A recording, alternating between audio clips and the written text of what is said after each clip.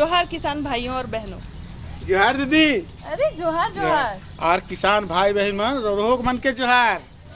कृषि दर्शन के इस अंक में आप सभी किसान भाई बहनों का हार्दिक स्वागत है। हाँ, और सबसे पहले हमरे देखब खबरें खेती की।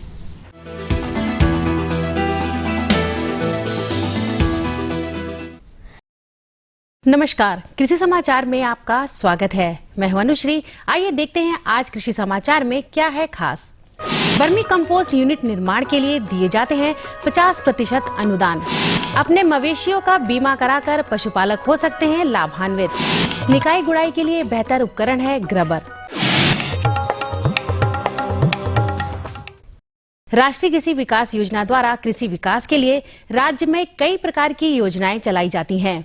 इन्हीं में से एक योजना है वर्मी कंपोस्ट यूनिट निर्माण योजना।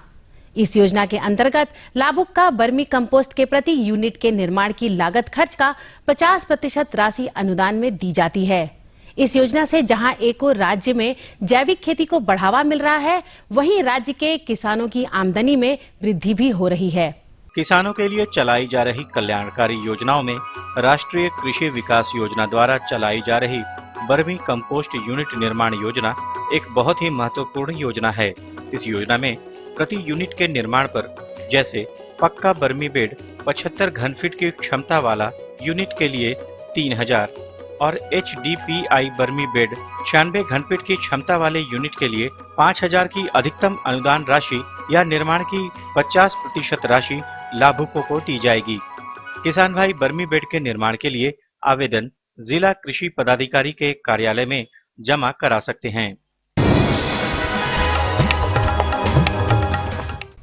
पशुपालन के दौरान कभी कभी ऐसी नौबत आती है कि बीमारी या किसी अन्य कारणवश पशुओं की असमय मृत्यु हो जाती है, जिससे पशुपालकों को काफी नुकसान उठाना पड़ता है। ऐसे नुकसान से पशुपालकों को बचाने के लिए पशुधन बीमा योजना चलाई जाती है। संकर और देसी नस्ल के दुधारू पशुओं का बीमा कराकर किसान निश्चित तौर पर दुग्ध उत्पादन कर सकते हैं। फूलों की मांग बाजार में हमेशा बनी रहती है। फूलों की खेती वैज्ञानिक विधि से की जाए तो निश्चित व फायदेमंद साबित होगी। यदि किसान गेंदा फूल की खेती करना चाहते हैं तो अच्छी उपज प्राप्त करने के लिए गेंदा के उन्नत प्रभेद लगाएं।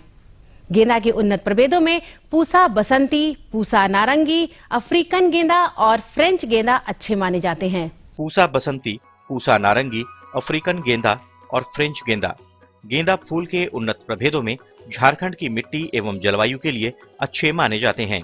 1.5 किलोग्राम बीज प्रति हेक्टेयर की भूमि के हिसाब से लेकर पहले नर्सरी में इसकी बुआई कर पौधे तैयार कर लेने चाहिए।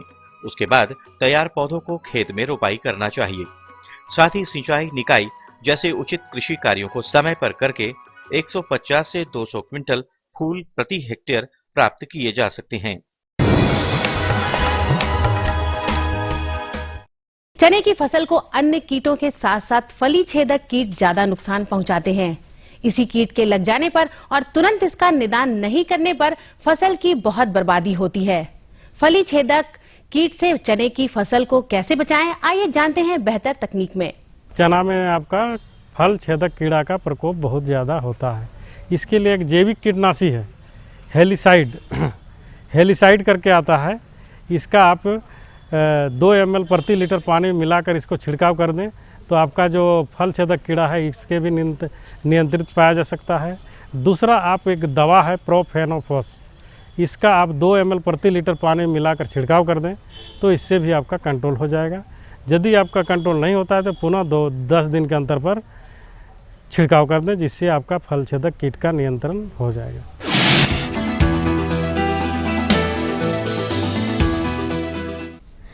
निकाई गुड़ाई के काम को बेहतर तरीके से करने के लिए किसान ग्रबर नामक किसी उपकरण का इस्तेमाल कर सकते हैं।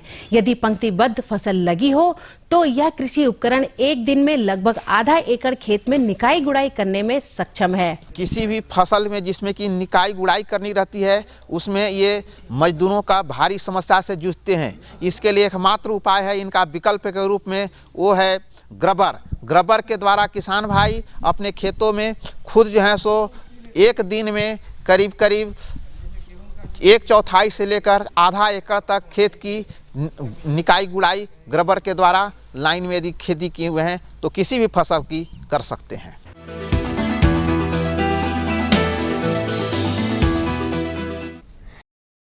अब वक्त है एक सफल किसान से मिलने का, तो चलते हैं किसान के पास और लेते हैं जानकारी उनके सफलतम कृषि जीवन की।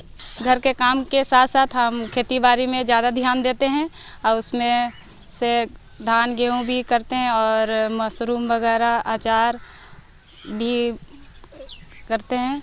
मैं ट्रेनिंग कृषि विज्ञान केंद्र से की हूँ, उसी के आधार से मैं काम करती हूँ। मैं किसानों से यही संदेश देना चाहती हूँ कि अपना घर द्वार बाहर ना जाए छोड़ के और खेती बाड़ी में थोड़ा ज़्यादा समय बिताए ताकि खेती बाड़ी से ज़्यादा मुनाफा मिले और बच्चों को भी अच्छा से पढ़ाएं लिखाएं घर से बाहर ना जाके।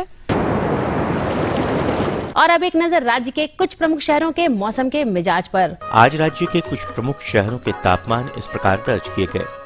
रांची अधिकतम 32 डिग्री सेल्सियस और न्यूनतम 18 डिग्री सेल्सियस। देवघर अधिकतम 35 डिग्री सेल्सियस और न्यूनतम 19 डिग्री सेल्सियस। गोड्डा अधिकतम 36 डिग्री सेल्सियस और न्यूनतम 19 डिग्री सेल्सियस। कोडरमा अधिकतम 34 डिग्री सेल्सियस और न्यूनतम 18 डिग्री सेल्सियस। चाईबासा अधिकतम 35 डिग्री सेल्सियस और न्यूनतम 19 डिग्री सेल्सियस और हजारीबाग का तापमान अधिकतम 34 डिग्री सेल्सियस और न्यूनतम 17 डिग्री सेल्सियस रहा।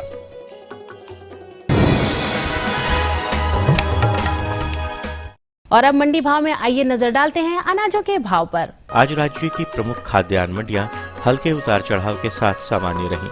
आने वाले दिनों में भी इनमें फिलहाल बहुत बदलाव की स्थिति नहीं है। उधर सब्जी मंडियों में हरी सब्जियों के दामों में बढ़ोतरी दर्ज की गई है। आज बिके कुछ प्रमुख अनाजों के भावों पर नजर डालें तो इस प्रकार रही। चावल मोटा न्यूनतम 1400 रुपए से लेकर अधिकतम 2200 रुपए। चावल मध्यम न्यूनतम 2200 रुपए से लेकर अधिकतम 2500 रुपए। गेहूं न्यूनतम 1600 रुपए से लेकर अधिकतम 1800 रुपए। दाल अरहर न्यूनतम 5600 रुपए से लेकर अधिकतम 7200 रुपए। दाल मसूर न्यूनतम 4400 रुपए से लेकर अधिकतम 5600 रुपए। दाल चना न्यूनतम 3400 रुपए से लेकर अधिकतम 4600 रुपए। सरसों तेल न्यूनतम 8400 रुपए से लेकर अधिकतम 9400 रुपए। आलू न्यूनतम 900 रुपए से लेकर अधिकतम 1200 रुपए और प्याज न्यूनतम 1200 रुपए से लेकर अधिकतम 1600 रुपए प्रति क्विंटल रहा। कृषि समाचार में आज इतना ही। अगले दिन अगले अंक में फिर मुलाकात होगी कुछ ताजा तरीन खबरों के साथ। तब तक के लिए दीजिए इजाजत। नमस्कार, जोहार।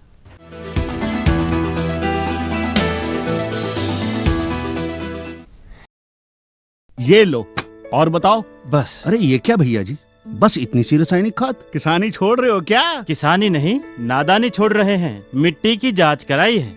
अब तो लालाजी जितनी जरूरत है उतने ही उर्वरक खेत में डालेंगे। हाँ, किसान भाई आज ही अपने जिले की नजदीकी भूमि परीक्षण प्रयोगशाला में मिट्टी की जांच जरूर करवाएं और मिट्टी में पोषक तत्व, नमी व पौधे के विकास को देखते हुए केवल जरूरत के अनुसार ही पोषक तत्व डालें। और हाँ, मिट्टी में गंधक, जस्ता, बोरोन जैसे सूक्ष्म पोषक तत्वों का पता लगाना भी न भूलें।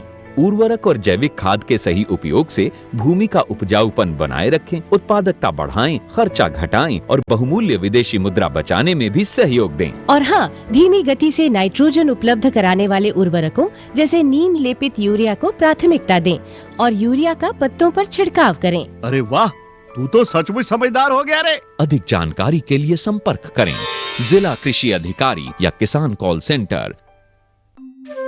दादा दादा, अरे दादा, अरे क्या हुआ रे भक्ता? हम तो बर्बाद हो गए दादा। अरे कौन आता बता भक्ता? दादा, हमारे फसल को पाला मार दिया दादा।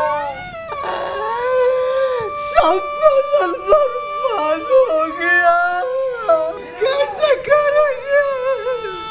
बाबूजी, बाबूजी, क्या हुआ? रो कह रहे हैं?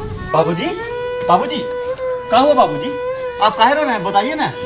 हम बर्बाद हो गए बेटा, पूरा फसल को पाला मार दिया, पूरा फसल बर्बाद हो गया बेटा। अब महाजन का कर्ज और ब्याज कहाँ से चुकता करेंगे?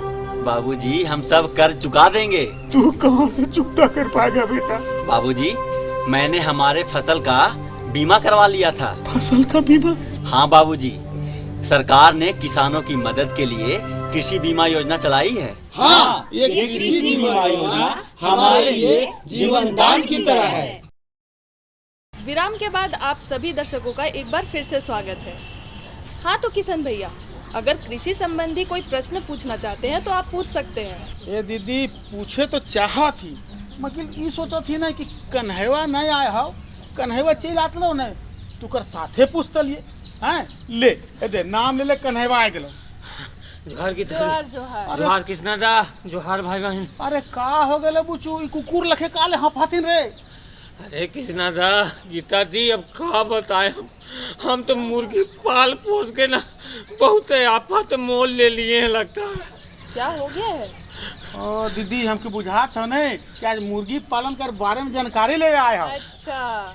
अरे नहीं किशन दा, नहीं किशन दा, अब का हम बताएं किशन दा। अरे आज तो अब हादे हो गया है। अच्छा अब हमारी मुर्गियाँ ले रूस के भाग गई किशन दा। मुर्गी भाग गेलो? अरे हाँ किशन दा, और उनका तबीयत तो बहुत खराब हो गया है। मुर्गी कर की तोर? अरे कृष्णा दा खाली मजाक करते थे। अरे मुर्गियन के कृष्णा दा। अच्छा। अब उसको पकड़ने के चक्कर में देखिए हमारा का हाल हुआ। हाँ दीदी देखिए। अच्छा दीदी ऐसा करूँ रहो रे कि मुर्गी पालन कर बारे में बेस जानकारी इखो दिवाई दो और किसान भाई बहन मन के भी दिवाओ। हाँ जरूर। तो चलिए मुर्गियों की देखभाल कैसे करें इसकी जानकारी हम विस्तार से लेंगे अपने विशेषज्ञ डॉक्टर सुनील प्रसाद सिंह से, जिनसे बातचीत कर रहे हैं हमारे सहयोगी संजय कुमार सिंह। छोटे स्तर पर व्यवसाय का सबसे अच्छा और फायदेमंद व्यवसाय मुर्गी पालन का है। सही तरीके और पशु चिकित्सक की सलाह पर अगर यह व्यवसाय किया जाए तो किसानों को खेती के साथ साथ मुर्गी पालन में भी बहुत ज्यादा मुनाफा प्राप्त होगा। जानकारी और अनुभव की कमी के कारण हमें इस व्यवसाय में काफी नुकसान भी उठाना पड़ सकता है। इसलिए समय समय पर सरकार द्वारा चलाई जा रही बहुत सारी योजनाओं से हम इसका लाभ तथा जानकारी प्राप्त कर सकते हैं। मुर्गी पालन व्यवसाय से हमें दो चीजें प्राप्त होती है, पहला अंडा, दूसरा मांस। इसके अलावा मुर्गी पालन में बहुत सारी बातों पर ध्यान देना जरूरी है, जिनमें सबसे पहला आवास आता है। बॉयलर फार्मिंग के लिए मुर्गी पालक साफ सुथरी जगह का चुनाव करे जहां नमी की मात्रा ना हो। चूजों या मुर्गियों के लिए 2 इंच मोटी बेड जो कि लकड़ी का या भूसा का बना होना चाहिए। आवास में तापमान संतुलित मात्रा में रखनी चाहिए। तापमान संतुलन के लिए बल्ब जलाकर रखना लाभदायक होता है। जब चूजों को आवास में लाते हैं या जब चूजा 0 डे का होता है तब तापमान 95 डिग्री फ़ारेनहाइट रखना चाहिए। जैसे जैसे चूजों की बढ़ोतरी होती है उसी तरह तापमान भी कम करते रहना चाहिए। दूसरे सप्ताह में 90 डिग्री, तीसरे सप्ताह में 85 डिग्री तथा चौथे सप्ताह में 80 डिग्री फ़ारेनहाइट तापमान पर मुर्गियों का स्वास्थ्य ठीक रहता है। समय समय पर बेड को साफ तथा सूखा रखना चाहिए। सूखा न रखने की स्थिति में मुर्गियों को कॉक्सिडिया, जो कि एक प्रकार का प्रोटोजोआ है जिससे मुर्गियों को दस्त हो जाता है, अतः इस रोग से बचने के लिए बेड को साफ तथा सूखा रखना बेहतर होता है। बॉयलर फार्मिंग में मुख्य रूप से अगर आप चूजा लाते हैं तो चूजा को उसके पहले बेड तैयार करना रहता है। बेड तैयार करके 2 इंच मोटी बेड रहता है, वो लकड़ी के भुस्सा या आप घर से जो पुआल वगैरह का है उससे भी आप बना सकते हैं। 2 इंच मोटा रहना चाहिए। इसके बाद उसमें अगर उसको रखते हैं तो उसको है मुख्य रूप से जब लाते हैं तो उसका सबसे बड़ा चीज़ है कि तापमान को, मतलब उसका जो है तापमान को उसको जो बैलेंस रखना है, तापमान को उसको निर्धारित करना रहता है। जैसे आप जैसे ही मतलब चूजा को लाए तो शुरू दिन जब लाए तो उसको शुरू दिन उसको बोलते हैं 0 डेज, तो उस दिन जो है आप उसको 95 डिग्री फ़ारेनहाइट जिसको बोलते हैं उस टेम्परेचर में उसको रखते हैं। फिर प्रत्येक सप्ताह में 1-1 डिग्री फ़ारेनहाइट तक 4-5 सप्ताह तक उसको घटाते जाते हैं। तो उसको जैसे कि हम दूसरा सप्ताह में रखेंगे तो 90 डिग्री पर रखेंगे, तीसरा सप्ताह में रखेंगे तो 85 डिग्री पर रखेंगे। तो इस तरह से हम जो है उसको घटाते हुए रखेंगे तो उससे क्या होगा कि चूजा का जो मौत होता है मतलब तापमान के वातावरण की वजह से वो नहीं होगा। दूसरी चीज़ है, सबसे बड़ा चीज़ है कि उसका बेड जो होता है, उसका लीटर जो होता है वो बहुत गंदा हो जाता है। उसमें कॉक्सिडिया एक बीमारी है जो प्रोटोजोआ है एक तरह का, तो उसमें क्या है ना कि उससे वो बहुत ज़्यादा जल्दी स्प्रेड करता है, उससे चूजे का सबसे ज़्यादा मौत होने की संभावना होती है। तो इसलिए उसको जो है हम मतलब बेड को प्रॉपरली उसको जो है उसको अगर मान लीजिए कि हम प्रत्येक सप्ताह में उसको कम से कम थोड़ा सा उसको नीचे जैसे उसमें कुछ उसका जो लीटर जो होता है जो उसका जो चूजा जो गोबर वगैरह कर रही है तो उसको हम जो है उसको मिला देंगे ताकि वो मिक्स हो जाएगा और ऊपर का सूखा हुआ पोर्शन उसका आ जाएगा। आवास व्यवस्था ठीक होने की स्थिति में दूसरी प्राथमिकता मुर्गियों के खान पान पर ध्यान देना जरूरी होता है। आमतौर पर मुर्गियों को 3 भागों में राशन देना चाहिए, स्टार्टर राशन, ग्रो राशन और फिनिशर राशन। इस वैज्ञानिक तकनीक को अपनाकर मुर्गियों को आहार देने से उनकी वृद्धि तेजी से होती है। स्टार्टर राशन जो कि 1 से 15 दिन का होता है, ग्रो राशन 15 से 30 दिन का और फिनिशर राशन 30 दिन के बाद का पीरियड होता है।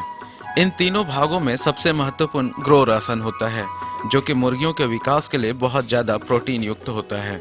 खाना 3 भाग में बांटा गया है। जैसे शुरू से 15 दिन तक उसको बोलते हैं जो है स्टार्टर राशन, फिर 15 दिन से 30 दिन का बोलते हैं ग्रोअर राशन और इसके बाद 30 दिन के बाद जो बोलते हैं उसको फिनिशर राशन बोलते हैं। तो इस तरह से 3 पार्ट में उसको खाना उस तरह से देना चाहिए।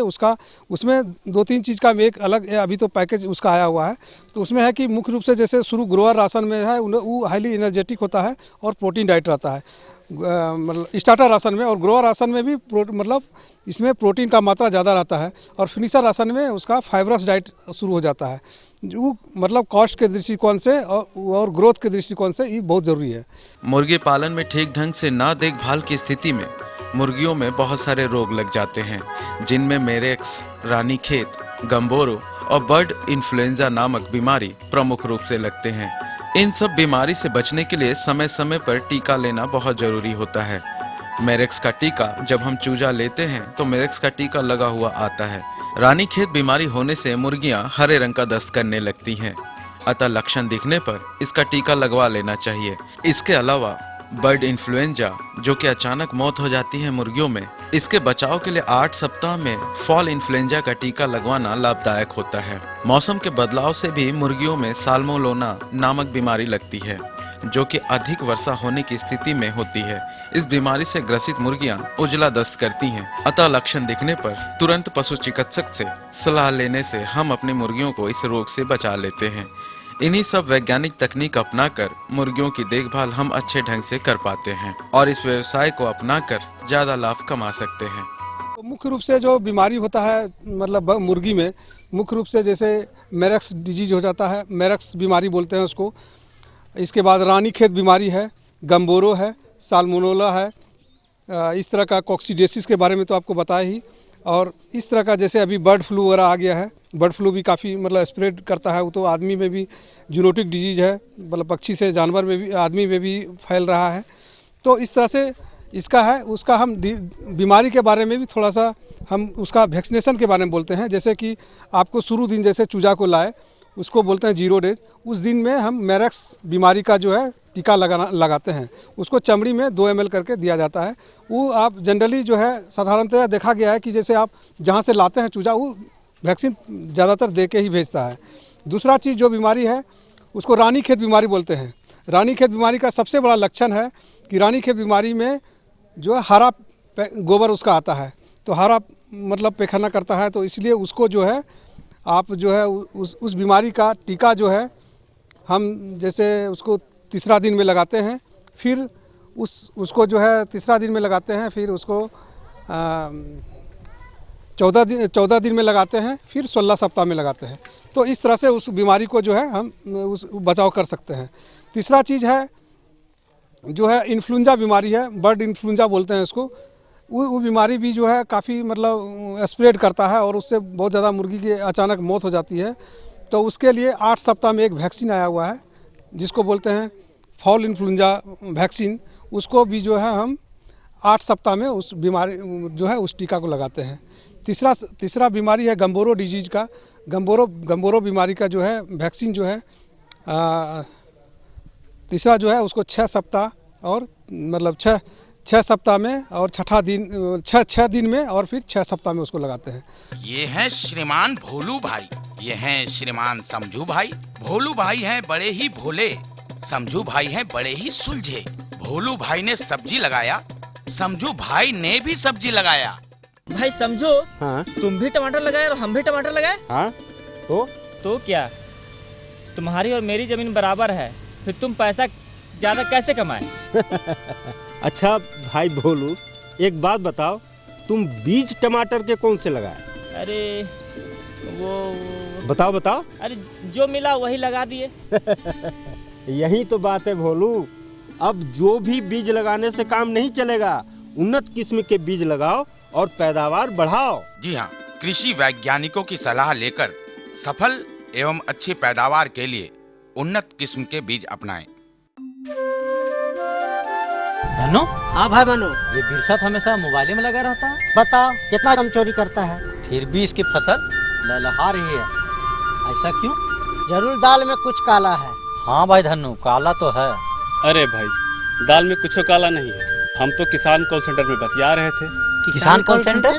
हाँ, किसान कॉल सेंटर। सरकार ने किसानों की मदद के लिए ये किसान कॉल सेंटर बनाए हैं। कृषि से संबंधित कोई भी जानकारी लेनी हो तो 1800-180-1551 पर फोन कर सकते हो। अब फोन का पैसा नहीं लगता है? अरे नहीं, ये बिल्कुल मुफ्त है। तुम सुबह 6 बजे से रात के 10 बजे तक कभी भी कॉल कर सकते हैं, और वो भी साल के 365 दिन।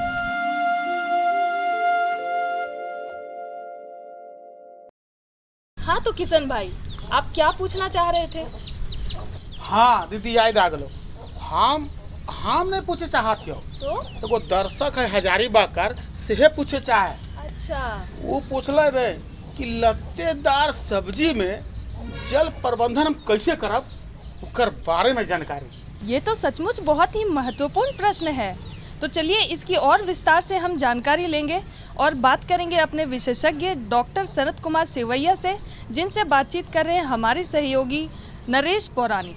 किसान भाइयों नमस्कार, कृषि दर्शन के इस कार्यक्रम में आपका बहुत बहुत स्वागत है।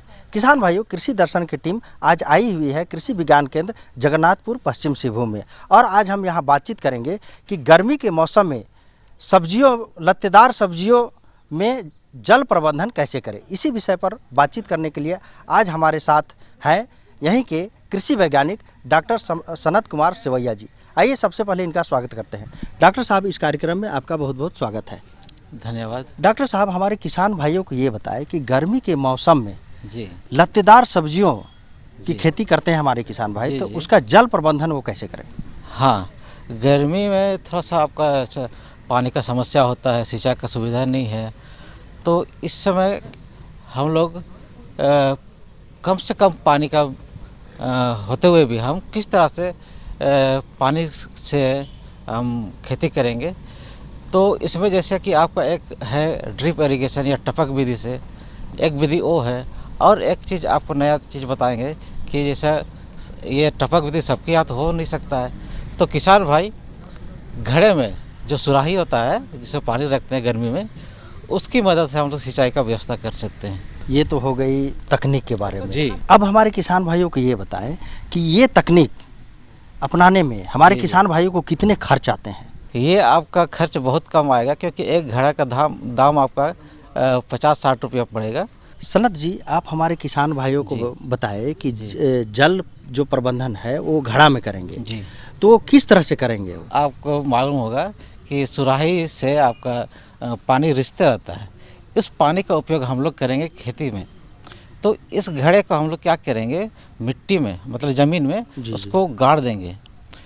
जितना आपका घड़ा का साइज है उससे थोड़ा सा आपका बड़ा साइज का आपको गड्ढा खोदना पड़ेगा। अच्छा, ज़मीन में? जी, उस गड्ढे में हम सुराही को रख देंगे। अच्छा है, उसके बाद चारों तरफ उनके अगल बगल हम मिट्टी और गोबर खाद मिला के उसमें भर देंगे। जी। अब उसके किनारे में जहाँ मिट्टी है वहाँ पर बीज रखेंगे। जी। एक घड़े के चारों ओर 7-8 बीज रखेंगे, क्योंकि इसमें लत्तेदार अगर करेंगे तो ज़्यादा अच्छा रहेगा। तो एक जैसा कि हम मान लिया कद्दू लेते हैं, तो 7-8 कद्दू का बीज उसके किनारे किनारे रख देंगे। अच्छा, उसी घड़े के किनारे किनारे जहाँ की आप मिट्टी डालेंगे? जी, तो मिट्टी के ऊपर बीज रख दिए। जी। या तो कहीं पे आप उसका बिछड़ा तैयार करके वहाँ पर रोप भी सकते हैं। जी, है ना। तो शुरुआत में अगर बीज रखें तो उसको शुरुआत में पानी देना पड़ेगा बाहर से। जब अंकुर हो जाएगा तो उसका जो जड़ होगा वो जाके आपका नीचे चला जाएगा और घड़ा में आपका सड़ जाएगा जी। घड़ा में हम लोग पानी भर देंगे, अच्छा है ना। तो पानी वहाँ से रिस के आपका पौधा को मिलते रहेगा। हाँ, तो एक पौधा में आपका 7 से 8 है पौधा निकलेगा, तो इसलिए क्योंकि वो फैलेगा जी। तो इधर मान ली 10 फीट फैलता है, तो इधर 10 फीट, तो इसलिए हम लोग क्या करेंगे 20 फीट का दूरी में घड़ा को हम लोग गाड़ के रखेंगे। अच्छा अच्छा। और हर एक घड़े में वैसे 7-8 आपका पौधा होगा। जी जी। तो आप अपने अनुसार, अपना खेत का अनुसार जितना बड़ा होगा उसी अनुसार आप जितना भी घड़ा होगा उतना रख सकते हैं। और पानी आपका, क्योंकि इसमें बहुत स्लो आपका वहाँ से सीपेज होता है, वहाँ से निकलता है, माने एकदम थोड़ा जितना उसको पौधा को जरूरत है उतना भर ही उनको पानी मिलेगा। तो एक बार जब घड़ा भरते हैं तो ये आपका 5 दिन तक रहेगा जी। 4 से 5 दिन तक चलेगा। अच्छा, वो घड़ा में पानी जी। तो इस तरह से मेरा बहुत कम पानी में ही मेरा सिंचाई हो जाएगा। गर्मी में खासकर क्या दिक्कत होता है, पानी नहीं मिलता है जी जी, है ना। तो हम जितना हाथ पैर धोने के लिए जितना आपको पानी चाहिए बस उतना ही पानी से मेरा सिंचाई हो जाएगा। सनत जी, अब हमारे किसान भाइयों को ये बताएं, ये जो तकनीक आप बताए हैं तो इस तकनीक में और हमारे किसान भाइयों को किन किन बातों का ध्यान देना पड़ेगा?